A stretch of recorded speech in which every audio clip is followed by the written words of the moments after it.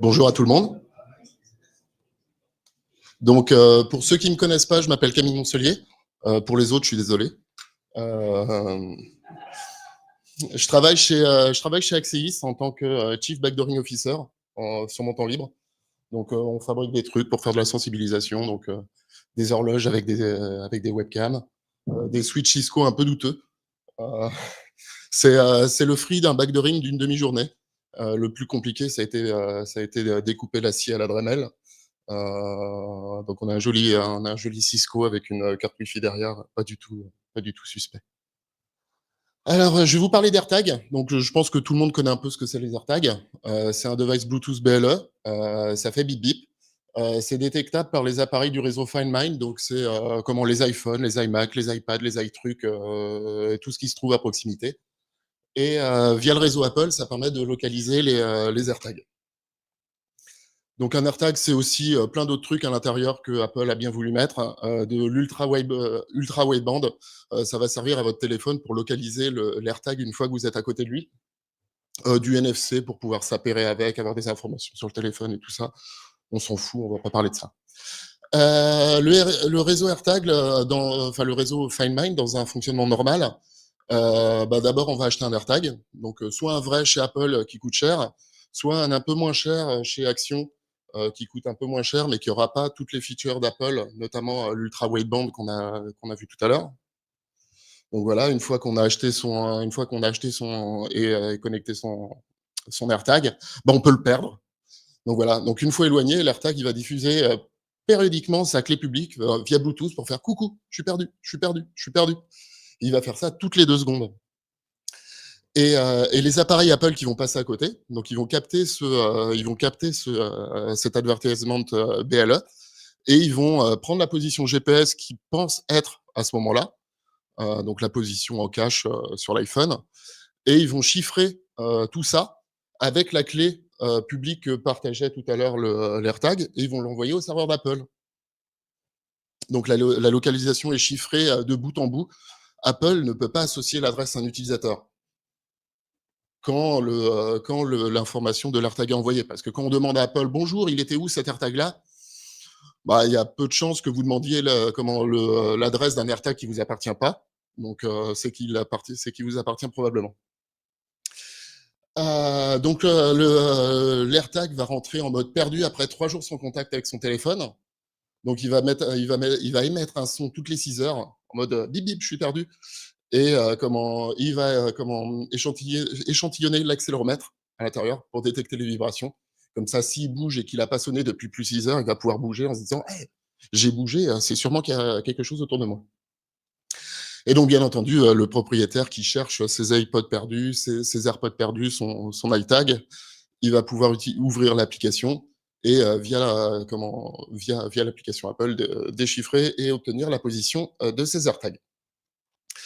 Donc le réseau AirTag et Find My, c'est immense. C'est des centaines de millions d'appareils comment Apple active dans le monde. 20 millions, 35 millions d'AirTags vendus en 2022.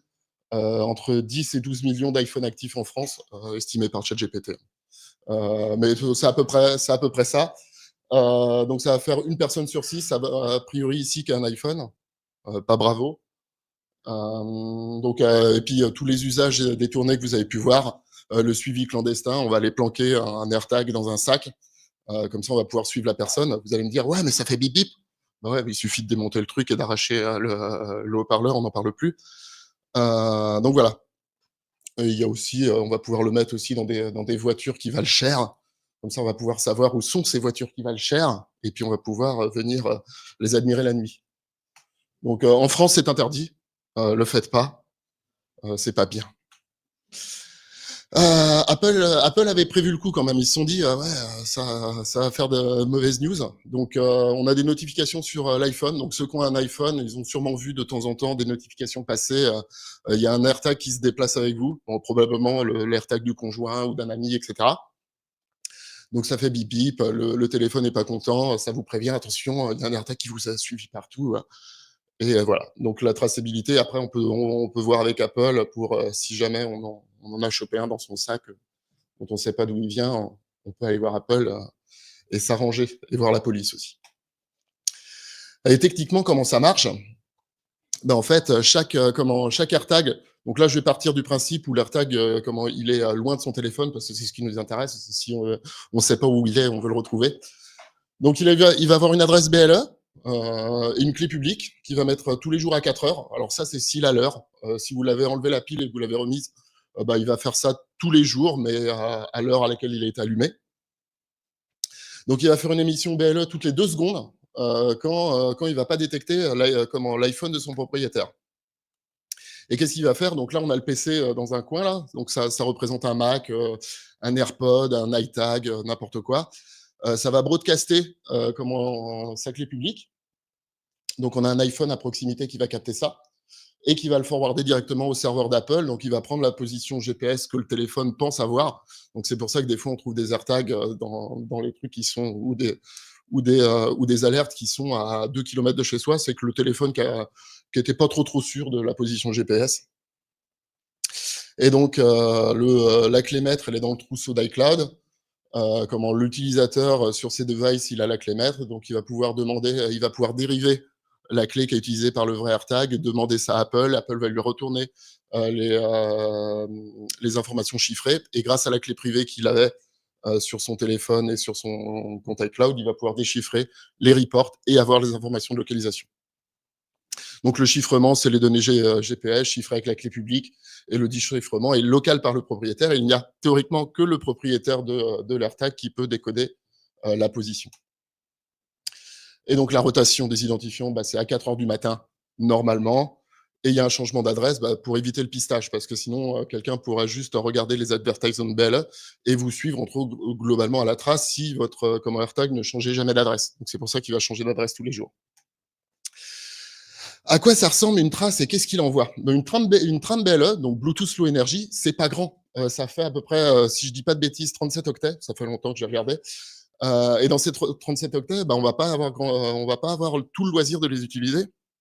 Notamment, bah, il y a payload length, donc -1, l'adresse BLE, -6, le company ID, -2, les types, -1, la length encore, -1, etc. Donc on va se retrouver un peu serré.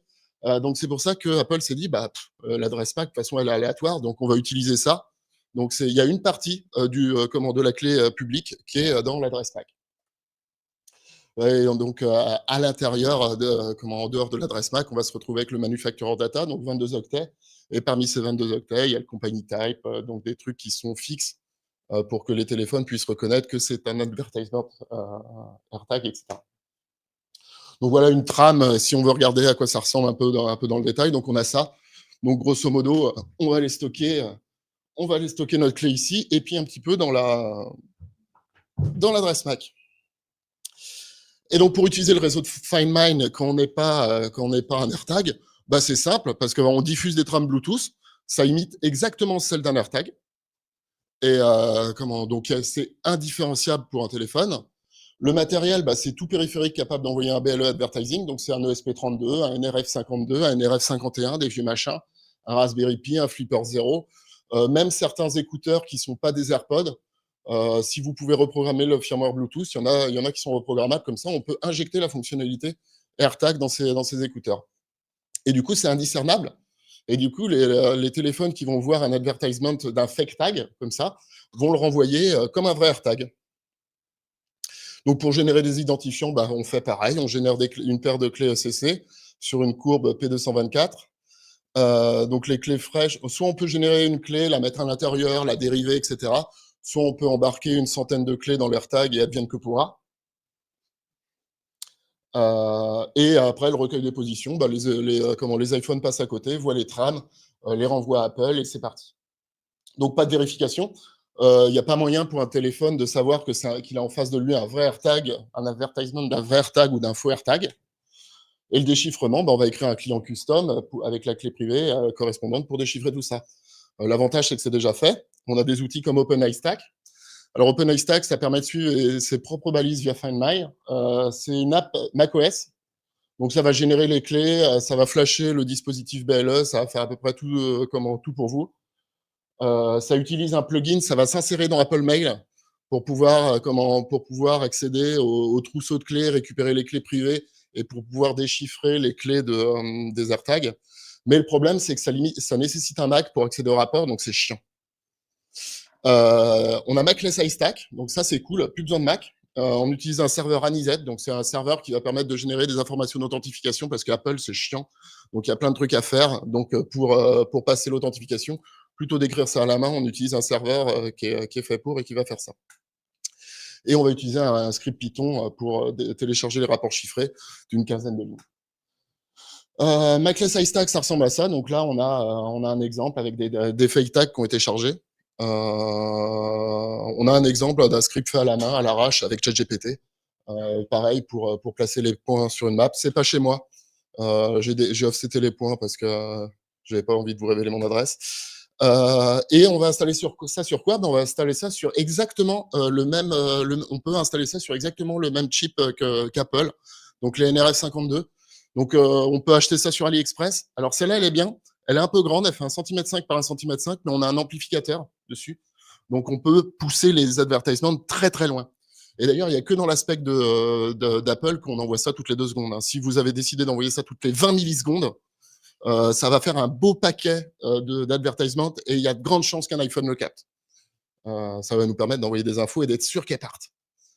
Donc pour ça, il y a yours truly qui a écrit un petit patch sur un firmware qui va vous permettre d'installer ça sur à peu près tous les NRF 51 et 52. Donc les vieux machins et les nouveaux machins, ça devrait passer dessus avec plein de glue pour que ça fonctionne avec tous les SDK de chez NRF. Si c'est trop gros pour vous, on a une plus petite version, donc sans l'ampli, qui fait 1 cm par 1 cm. Donc ça, on commence à pouvoir planquer ça vraiment à peu près partout. Sur une pile, alimenter ça avec une pile, ça dure 2 ans. 2 ans, 2 ans à envoyer des advertisements toutes les secondes. Et sinon, voilà, il y a d'autres choses sur AliExpress qu'on peut télécharger et venir, qu'on peut acheter et venir, sur lequel on va pouvoir mettre le firmware dessus. Donc ouais, super. Et je fais quoi avec ça? On peut faire ces AirTags do it yourself, en mettre un dans votre vélo, dans votre voiture, n'importe quoi, dans un sac à main, c'est cool. On peut faire du remote tracking de véhicules, d'objets, c'est sympa aussi. On peut faire non, on peut pas faire d'exfiltration de données via Find My. Enfin, peut-être. Si. En fait, si on revient, je reviendrai pas parce que là, je suis un peu à la bourre, mais si on revient sur les slides d'avant, en fait, on voit qu'on a un statut de la batterie sur 8 bits. Et en fait, 8 bits, il suffit d'envoyer plein d'advertisements. Et si 8 bits, c'est pas assez, il suffit de changer de clé. Comme ça nous fait une deuxième clé, encore 8 bits. Et puis, si on n'a pas envie, encore une troisième clé. Et puis, si on est vraiment, vraiment motivé, on va utiliser un algorithme qui va dériver des clés en fonction de la data qu'on a envoyée, etc. Et on va pouvoir exfiltrer de la donnée comme ça. Ou sinon, on va utiliser les serveurs d'Apple en tant que key value store. Donc la clé, c'est un H256 de la clé publique de l'AirTag. La valeur, c'est la présence ou pas dans la base de données d'Apple de l'advertisement. Et du coup, pour envoyer des infos, si c'est un 1, on émet des rapports en diffusant la clé EC qui correspond à la valeur 1. Et si c'est un 0, on envoie une autre clé. Et on interroge les backends comme un bourrin de chez Apple pour savoir s'il a vu passer des advertisements. Donc ça, c'est la technique de SendMy que vous pouvez retrouver sur Positive Security. On prend un message, on le découpe en clés EC, on les envoie, on laisse l'AirTag le pousser, et puis après, on va demander à Apple, est-ce que tu as vu ça? Donc l'exfiltration de données, oui, on peut faire du coup. Donc des capteurs de présence, c'est bien pour faire du red team. Voilà, on va planquer un AirTag, et puis on va pouvoir lui mettre un capteur de présence. Comme ça, on va par exemple savoir s'il y a des iPhones qui passent à côté. S'il y a un iPhone qui passe à côté, il y a peut-être du monde. Voilà. Et mais par contre, c'est chiant, il y a des alertes de pistage. Les téléphones vont vous prévenir, attention, il y a un AirTag qui vous suit. Ça, on peut le bypass aussi, c'est assez facile parce qu'en fait, le téléphone, ce qu'il va faire, c'est qu'il va regarder les AirTags qui est autour de vous. Et s'il y en a un qui vous suit pendant plus de 24 heures, il y a de grandes chances que ça soit pas normal. Et comment il fait pour savoir s'il vous suit depuis plus de 24 heures? Il a la même adresse MAC. Donc si on en change, il va penser que c'est un autre AirTag et c'est fini. Donc voilà, donc on va utiliser des clés publiques fraîches, on va les faire tourner et on va pouvoir stalker des gens, les suivre sans alerte du tout des téléphones. Et donc where is the code? Si ça vous intéresse, vous pouvez aller voir vous pouvez aller voir là. Je reste un peu sur la slide. La prochaine, c'est vous avez des questions. À vous.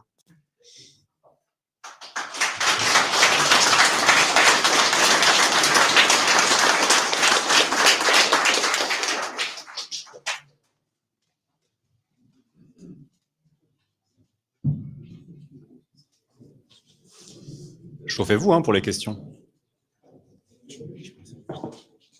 Oui, c'est ce que je me dis. Si, une question au fond là-bas. Attends, j'arrive avec le micro.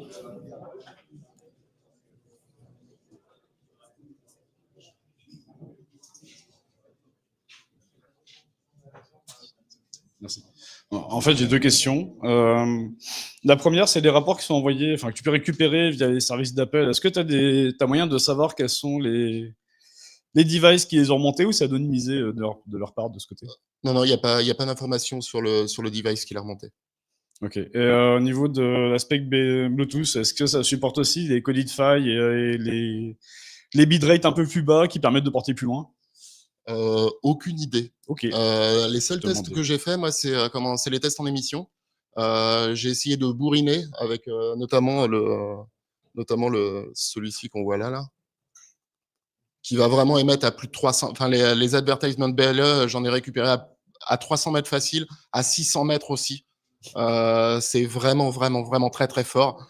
Et si je monte, si je l'allume chez moi à l'étage, au 7e étage, j'arrose une zone incroyable. Et pour peu qu'on soit un petit peu gourmand et qu'on les envoie toutes les secondes, toutes les 500 millisecondes, tous les 100 millisecondes, ça commence à faire un paquet de devices qui vont les récupérer. Voilà. Ok, merci. Eh ben, s'il n'y a pas d'autres questions... Ah, si, une là-bas. Merci. Question du chat. Est-ce que ça t'a déjà servi dans un engagement réel? Joker. Un joker accepté. Est-ce qu'il existe un mode P2P entre le Est-ce qu'il existe un mode P2P d'un BLE entre devices? Un mode P2P pour faire quoi? Une certaine latence avant d'avoir une réponse. Je ne sais pas. Non, j'avoue, j'ai pas la question non plus. Je pense que c'est pour se passer des iPhones en eux-mêmes, et que si tu as plusieurs émetteurs, ils communiquent directement entre eux jusqu'à trouver un iPhone. On pourrait imaginer un truc comme ça où le device écoute les autres AirTags et reforward des advertisements qui sont pas les siens. Ça pourrait très bien fonctionner. Il y a aucun souci pour faire ça. Donc un espèce de mesh autre que les téléphones pour relier quand même. Ouais, c'est ça. Ouais, on pourrait faire un mesh comme ça avec vraiment chaque fake tag qui relaie les advertisements de ses amis pour vraiment essayer de pousser une information qu'on veut savoir et la pousser dans l'état de la batterie, par exemple. Merci.